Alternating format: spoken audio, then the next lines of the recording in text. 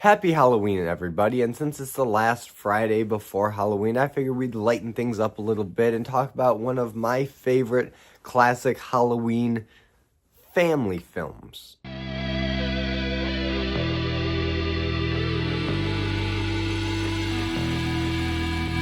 Ghostbusters. Now, Ghostbusters came out in 1984. It was directed by Ivan Reitman, stars Bill Murray, Dan Aykroyd, and Harold Ramis as three scientists that end up becoming Ghostbusters. And Ghostbusters is kind of a difficult film to quantify because, on the one hand, it is a horror movie. It's a spooky ghost haunting story, but it's also a comedy, and it's also heavily marketed towards kids, and it is kind of a superhero team origin story movie, but at the same time, it's made by a bunch of SNL alumni, and SNL, Saturday Night Live, is not exactly known for its family-friendly content, so it does have that cynical SNL satirical edge to it that probably would go over a lot of kids' head watching it the first time, but you watch it as an adult, there's definitely jokes and references and smoking, drinking, just adult behavior throughout this whole movie that nowadays would have probably not been permitted in a kids movie. But Ghostbusters, above all else, is a comedy, first and foremost. This is a movie meant to make you laugh, and it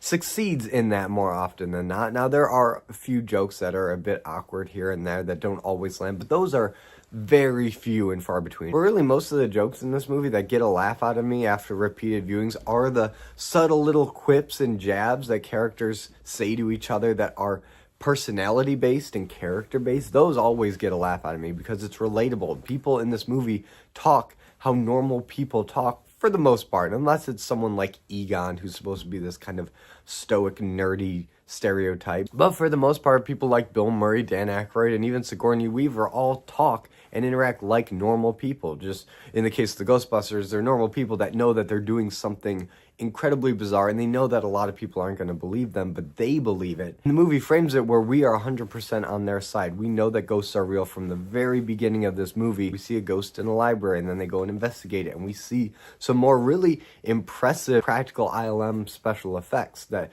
are able to create that ghost-like translucency, but still use stop motion and puppetry techniques. It's just really impressive, the kind of ghost special effects that they're able to pull off here. But movies, especially comedies, can have really good jokes and be consistently funny, but still not garner the same kind of cult following and cultural impact that this movie had and still has even today, because this movie was a phenomenon when it happened. This movie was huge, and it's still played every year around Halloween. People watch it on a regular basis, and for good reason. I think a lot of it is because just the idea of the Ghostbusters as a business model, as people going into work for themselves, catching ghosts, almost like this kind of supernatural exterminator business, is just an inherently cool idea.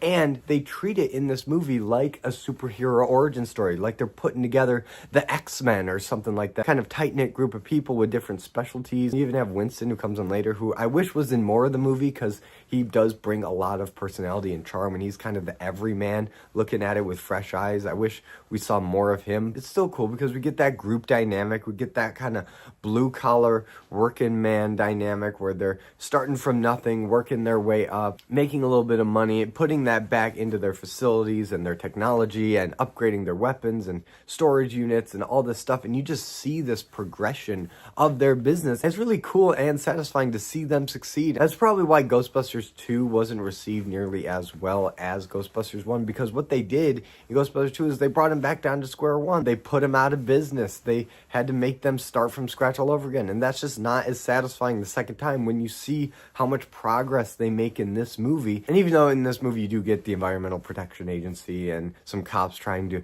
shut down the Ghostbusters, you ultimately have a triumphant ending when they defeat the Marshmallow Man, defeat Zool, and walk out unscathed on top of the world. Everybody's cheering, and that's just your archetypal superhero team-up story. You have this group, they find each other, they start their mission, whatever it is, they come against some obstacles, they improve, and then they have their big climax, this big special effects showcase, and then everybody cheers, they save the day, they save the city. And the more I talk about it, the more I realize that, yeah, these Ghostbusters are basically superheroes. They fight what's basically supernatural crime in New York City. They have a base of operations. They have a really cool vehicle. They got some great gadgets. And that's probably why Ghostbusters have gotten different comic book runs, video game adaptations, and movie reimaginings and remakes, because just that idea of the Ghostbusters is so cool. And I think that really does carry this movie. But the other side is the comedy, and the fact that they brought in all these SNL cast members that have great chemistry off of each other to begin with, to basically be the Ghostbusters in this movie, is a stroke of genius. Because back in the 80s, SNL had a very kind of grungy, working man, blue collar feel to it. They were kind of the underdog comedy show for a long time. And it wasn't until much later when they actually got the prestige of being SNL, Saturday Night Live. But for a while there, all the jokes that they were making were either industry jokes or this kind of everyman, working man jokes. You think like the Blues Brothers or Wayne's World. They're not satirizing super influential billionaires or political figures. These are working class people and jobs that a lot of the viewers could relate to. And bringing that mentality into the Ghostbusters was a stroke of genius, because you literally have a working class group of guys. They're exterminators for all intents and purposes, and they're not the most put together bunch. You got Bill Murray, who's more like a con man or a game show host than an actual scientist. You have Dan Aykroyd, who's super childlike, and he's got all this energy, and he just really wants to catch ghosts. He thinks it's such a cool idea. And then you have Egon, who's just in his own world most of the time. He's a hard-nosed scientist. He wants the facts. He doesn't do emotion. He just wants the analytical side. He wants to quantify everything. But at the same time, all three of them have a very down-to-earth mindset. None of them are too high and mighty about what they're doing for society or for the world. They just want to get by. They just want to turn their hobby ultimately into a business and succeed. That's why they get along as well as they do, and the way they bounce off of each other all feels very natural because of that. But there's still one other aspect of this movie that if it didn't work, or at least wasn't convincing most of the time, this movie would just fall apart. Because ultimately this is a very high concept movie, so you need convincing special effects and production design to kind of explain away a lot of the contrivances and a lot of things that if you look under closer inspection don't quite add up. But it's all done with such a great aesthetic and such great visuals that you do kind of give some of the more ridiculous stuff a pass, because the creativity from ILM and the production designers and everybody who made all these ghosts and special effects come to life really did a great job, because these are some of the best effects I think that have ever come out of ILM. Slimer looks incredible. The ghost in the library looks incredible. All of the ghosts that are kind of Jim Henson inspired puppets with just weird designs. There's one that pops out of the sewer that's got knives for hands. To blink and you miss a ghost, but that is just an incredible creative design for a ghost. And this creativity, it just permeates all the different ghosts that we see in this movie. And I especially applaud how they didn't make these puppet ghosts look like straight up puppets, because they got a weird translucency effect that I'm not entirely sure how they achieved, because it's translucent but it's also pretty solid and puppety, that you still have a good shape, especially for Slimer, and it glows. And just the combination of all those effects really give these ghosts a distinct style all their own, where you know, okay, that's a Ghostbusters ghost. Even so, those ghosts are not the only kinds of ghosts we see in this movie. We see those demon dogs that are agents of Zool that come out of the gargoyles. They possess Sigourney Weaver and Rick Moranis' characters. And the actual demon dog puppets, when it's practical and in camera, they look incredible. There's so much detail and so much movement in the head, in the eyes glowing, and just everything about the articulations look great. But unfortunately, when they had to cut to the stop motion version of these things and you see the full body moving, the actual animation on them is not bad, but there is some real noticeable keying going on with like the black or blue line around them as they're moving through space. You definitely can tell that that was composited. It just doesn't match lighting wise to the rest of the scene, which is really unfortunate, because aside from those few shots of those dogs just running through a hallway or through the park, the special effects in this movie are incredible and is so much better than you'd expect from a movie that clearly had a tight budget. So it's basically a glorified SNL sketch ballooned out to a feature length, but they're able to really work with what they had, work within the limitations. You can't make it look expensive or super polished. You have to make it look really interesting, unique, and cool. And this movie achieves all of that. And probably the most memorable aspect of that, the creativity on display, is with the climax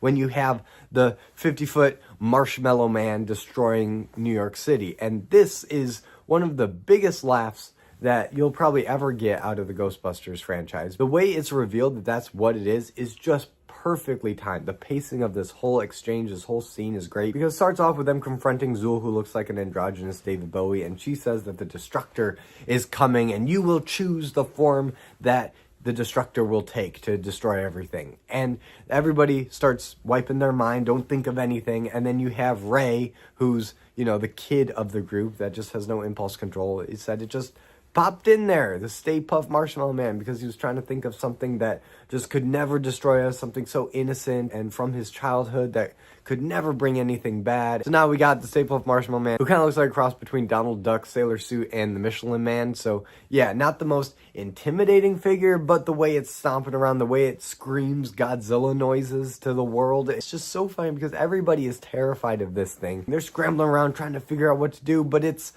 this is what you're looking at. This is what you're so scared of. The cognitive dissonance is so strong in this scene that you just can't help but laugh. But ultimately, they do end up stopping this thing and Zool, and they bring everything back into order by doing what they were told not to do early on in this movie, where if you cross the streams, you're gonna reverse the protons of the world and everything would blow up and fly out at the speed of light. And yeah, that's not a good thing. But if they were to do that and direct that reaction into the portal with Zool and all that, it could reverse all the shenanigans that are going on. And yeah, that doesn't really make a lot of sense, doesn't really hold up to scrutiny from a scientific level, but it does make for an exciting climax. Everything blows up, they get covered in marshmallow fluff, and the day is saved, and that's when we have our classic Ghostbusters song. And honestly, that song is probably another reason why this movie has the longevity that it has, because that song is just so catchy the first time you hear it. You know exactly what movie it's from, what it's referring to, and you just can't help but sing along. And that's Ghostbusters. It's a fantastic movie. It's incredibly funny. It's great at balancing the comedy with the more supernatural horror elements. And while it doesn't go super dark in those elements, there's enough creativity in the creature designs and enough suspenseful and at times even horrifying scenes that do find their way in here that just help to ground this movie in a world that's all its own but still relatable to the everyman. And on top of that, I feel like this movie just speaks to the blue-collar working-class grunt in all of us that just loves to see startup businesses that have a really cool original idea find a market and succeed. And this movie achieves that in a way that's so natural and natural to these actors, even though they're starting up a business that most people would call insane and a scam and a hoax. But the way it's presented here, you want to root for these guys, you want to see them succeed. And this movie just ties all of that together in a nice little Ghostbusters bow. But now I turn it over to you guys. What do you think about Ghostbusters? Is it a movie that you watch every year around Halloween? I know I do, but whatever you think, let me know in the comments. And if you like this video, be sure to give it a like and subscribe for more content and hit the notification bell to be notified every time I upload a video. And as always, I'm Colby. This is my Nerdy Talk, and I'll see you in the next video.